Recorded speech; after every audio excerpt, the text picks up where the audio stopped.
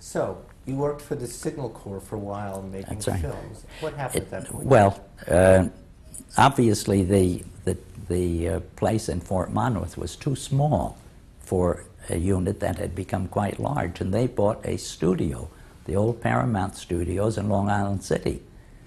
And that was pretty fascinating because all these Hollywood types were out there making films. And the only problem with it was that the building was in such sad repair, there were cracks in the walls, and we could only shoot sound when the people stopped hammering on the walls to, you know, be able to use that tremendous sound studio. I think it's the same studio they use now for all the big, you know, New York-based pictures. But in any case, in my department, there were people like Bill Holden and he had a special athletic ability, talent, didn't he was amazing. This was such a great guy. He had just done Golden Boy. And he would do such fascinating things like do a standing broad jump over a desk and things like that. Later I heard that whenever he felt badly, he'd run around the block, get his heart going again. And but anyhow, it was fun to be in that kind of situation until one day somebody realized, and the commanding officer called me into his office and said, "Hey, do you really speak German?" And I said, "Yes." And he said, "Oh, well, we'll do something." So in a short time, about a week later, I get a call from a guy in New York, a major, who was recruiting people for the OSS. And he said, "If we dropped you over northern Germany, do you think you could find your way?" He had a couple of neat leading questions like that. And from that came my reassignment to, I didn't get dropped by parachute anywhere, thank goodness, but I did go to the Military Intelligence Training Center in Western Maryland. That's up where Camp David is. And taught and learned interrogation of prisoners, uniform identification of German soldiers and officers, and from there was sent with a group to 7th Army in Germany. And at 7th Army headquarters, fortunately, I was able to work for a man who had taught me military science when I went to school. And he was then Lieutenant General Patch, the general in charge of 7th Army. And to keep us busy, among the things that I had to do, I became a courier, and an officer courier from Augsburg to an OSS station on the Swiss border. And my driver, who made this run quite often, on the way back, after about, it was about an 8-hour trip, and some of these small German roads are pretty risky. So somebody, it was in French territory, and somebody had left a 2.5-ton truck parked dead in the middle of the road. And we're barreling along about 40 miles an hour, and the driver said, "Oh, darn it." And he jumped. He got a cut on his forehead. I didn't have time to react, except to lean off to the side. And when I awakened after about 3/4 of an hour, if not more, this command car, which is a great big heavy oversized Jeep type vehicle, was crumpled like a sardine can on top of me, upside down on top of me, and I was underneath it. And fortunately, eventually came to, when a couple of French officers came by and said, "C'est dommage." So you were in this terrible accident. How long? So here this command car is crumpled like a sardine can, upside down on top of me, because the engine had caught me right in the right knee, and I couldn't get out. Except that, as I said, a couple of French officers came by in a Jeep and looked down and said, "C'est dommage," another dead American. And I'd say, "Dommage, nothing, get me the heck out of here." So I had to explain to them in high school type French to get that truck turned around and get the winch that all those trucks had on the front. They finally put gas in the darn car, and get the winch and lift that thing up just enough to drag me out from under it.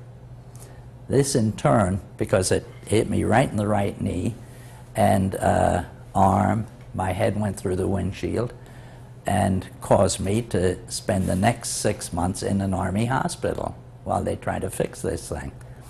And when I finally went before a retirement board, my right leg went both ways, forwards and sideways, and they retired me as a major with a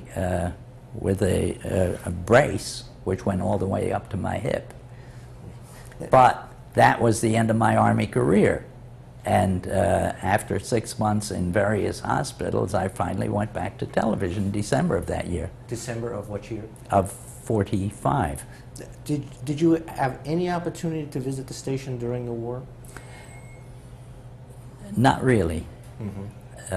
One time, maybe, while we were still at Fort Monmouth, we did a show with Army types who had been in television or were interested in it, and we broadcast that.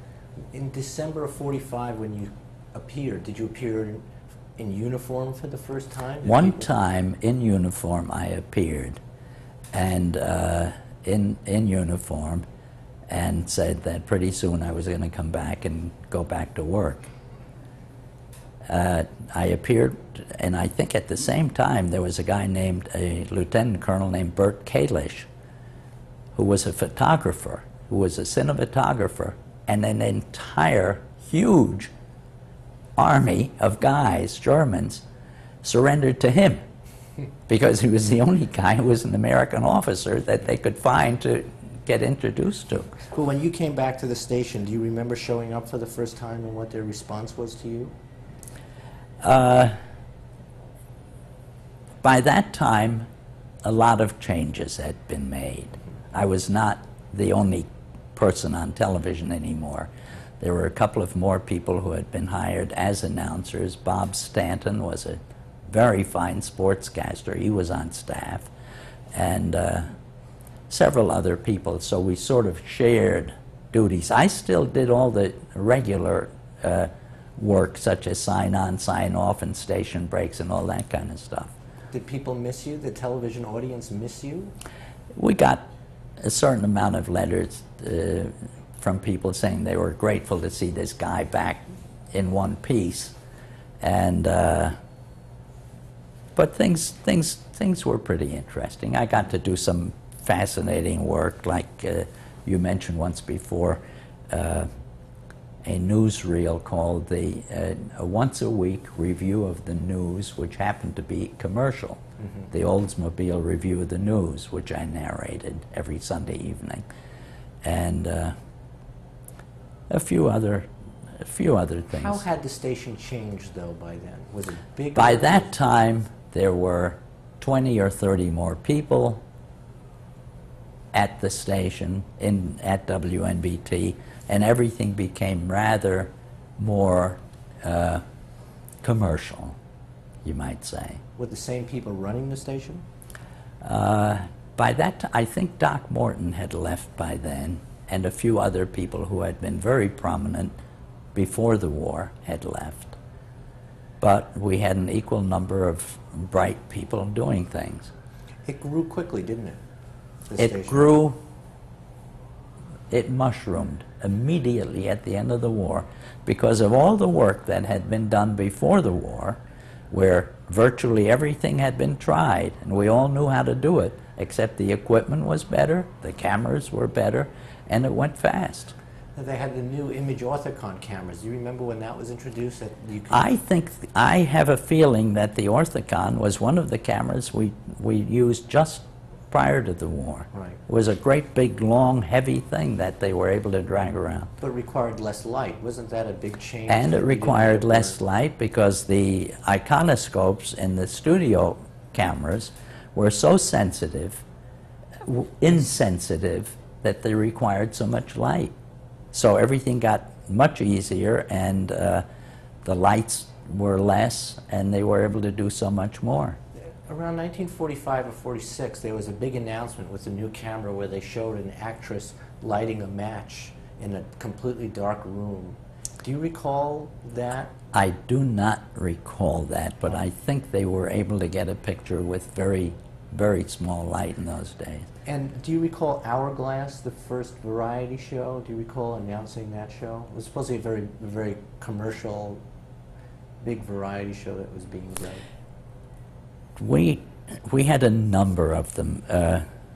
James Beard, the great chef, was a regular on those shows, and quite a few other people who were very prominent after were on. James Beard would do a cooking show. He did the cooking show. He's a great, big, jovial, wonderful guy, and I think was still around until just recently. Mm-hmm. One of the shows that you did warm-ups for was Uncle Milty, right? One day, Warren Wade said, "Oh, Uncle Milty's going to do the Milton Berle show for Texaco." And it started with these three guys in Texaco uniforms saying, "We're the men from Texaco," etc. And I happened to be the guy to introduce Milty. Not introduce him, but I did the warm-up for him. You know, somebody gets out on the stage prior to the show and tries to get the audience a little bit in the spirit. And I was also the guy who said, when this sign goes up that says applause, you applaud. And that went on for a few weeks, and I think then Milty got somebody who was a little more equipped to handle that kind of stuff. Did you get a feeling that this was a really big show? That this was a really big deal? No, in the very beginning it didn't seem that way. Mm-hmm. But overnight it became the all-successful show that everybody looked for and watched. And television was really a business at that point, right? Oh, for sure. Things were, as they are even today, things were measured in seconds. The commercials lasted just so long. And that went for everything that we put on the air. It was now commercial time, and you could go out, the salespeople could go out and sell commercial time, which was fine. And you really felt a bit lost in here. You weren't. I still had lots to do. That was the time when I worked, when Bob Stanton and I were sort of a team doing all the boxing matches and wrestling and a lot of the remote stuff, the outdoor stuff. We did a Joe Louis fight together, the Joe Louis Walcott fight. And that was commercial. We would get on, we'd hang on it would be a cage hanging over the side at Madison Square Garden, and we did, I did all the commercials. I introduced it as the Gillette Cavalcade of Sports. The Gillette Cavalcade of Sports is now on the air. Look sharp, be sharp, see sharp. Did you do the razor blade commercials too? Would they have somebody else do those commercials? I think I just did the introductions. I don't know if those were on film or however they did them. Right, right. Did they also do theater television? Were you introducing theater TV also? At one time, and I can't find the exact time frame for this, but we did theater television. I did all kinds of, all the experimental stuff still fell to me to do. The important stuff from Princeton, when we did our original color television shows, came from Princeton. I always went down there to do it. And one time we did they rented a big theater, the New Yorker Theater, and did a gigantic television screen, and that consisted of myself as the host and introducing people like Lowell Thomas and a dramatic show and stuff like that. And it was shown as what could be done in a theater. Designed to sell television, but didn't they also do a big boxing match in the theater? Was a big Joe Louis fight broadcast in the theater? It may have been, it escapes me. I don't know whether that was one of those deals where you buy tickets to go in and watch the fight or not. I don't know. But color TV, you worked on an original color broadcast. Yes. Those broadcasts were from places like Princeton, where they were trying every which way to get a system that worked, and they finally worked out a system which is comparable to what it is today, where it could be electronically. But originally it was sort of a weird thing with a wheel which spun around in colors in front of the lens. This was the original mechanical system The of television mechanical that we're using system. then for color. For color, it was the original color system, was something a little bit like the black and white system where they had a wheel going around.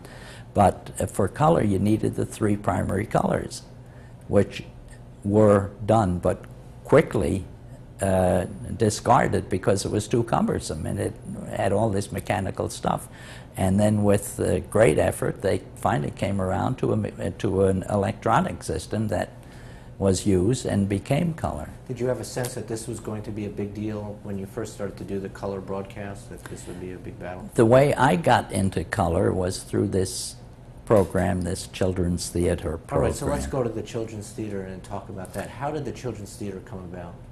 Children's theater, which is a misnomer because you expect something like a dramatic situation, but it wasn't. Jack Reber, who was program manager, and I commuted in my car from Ridgewood area every day. And he said, you know, we've got an idea. We've got a time slot from 6 to 6:30 that the local station is going to take over. And whatever else had been on, you're going to do this. And what it will consist of, and I'm going to make you producer and host of this program for a small fee. Very small. He said, very small. But you will be it, and it's going to be your show, so whether it's good, bad, or indifferent, you're going to be responsible. So I said, great, wonderful. He said, I'm going to give you $100 per show, and and that will include your fee and the price of the product, the film. So this went on at 6 to 6:30, right after Howdy Doody. And he said, your films will consist of either the old Farmer Gray cartoons, those stick figure cartoons, or the old Hollywood comedies, which will be silent. And you have to do narration and put music behind them.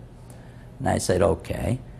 Because at the time, we were bucking cowboy shows, Six Gun Playhouse, and various, shoot 'em up kind of things for kids. So I said, fine, let me look at it. And I looked at the product, and by this time my son was 4 or 5 years old. And I said, I can't show this to kids. I wouldn't show this material to my son. Why not? Because the old Hollywood comedies were stereotyped. All the people of color were stereotyped. The situations were very sexy. There was nothing but double entendre stuff in them. And the Farmer Gray cartoons were awful. They were nothing. Also racist, weren't they, pretty much? And, well, they were racist, and the comedies were very much racist. Mm-hmm. So I went to Jack, and I said, Jack, I'd like to put something else in there if you give me permission. Get rid of these junky things, and I will find films that will be suitable for children.